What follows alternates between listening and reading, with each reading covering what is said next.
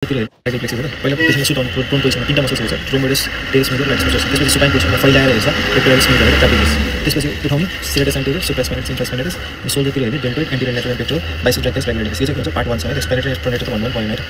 so अब सुताएर हेर्ने रोम्बोइडस हैन फर्स्टमा रोम्बोइडस यो हात यहाँनिर राख्ने त्यसपछि यो दुईटा औँला यहाँ राख्ने अनि यसलाई के भन्छ लिफ्ट माथि लिफ्ट गर्न यो मुभमेन्ट हुन्छ that is the function of rhomboids त्यसपछि टेरेस मेजर भनेको फेरि हात त्यही पछाडि राख्ने अनि हामीले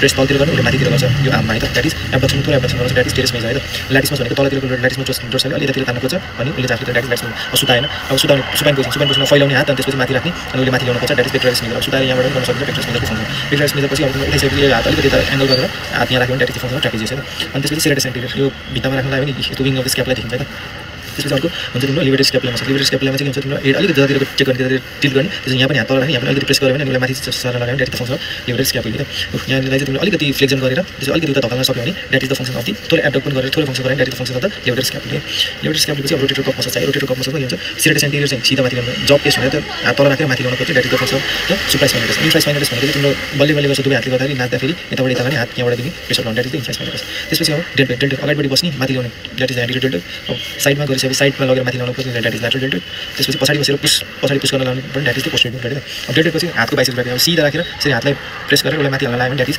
बाइसेप्स ब्राके अनि त्यसपछि थम्स अप गरेपछि रेडियल पार्ट आयो नि त रेडियल पार्ट अप गरेर आर फर आर ब्राकियोरेडियालिस अप गरेर द्याट इज ब्राकियोरेडियालिस अनि प्रोन पोजिसन गरेर चाहिँ द्याट इज ब्राकियालिस अब त्यो यहाँ पछाडिबाट माथि ल्याएर यता तलतिर धकेर द्याट इज ट्राइसेप्स अनि त्यसपछि प्रोनेसन र सुपाइन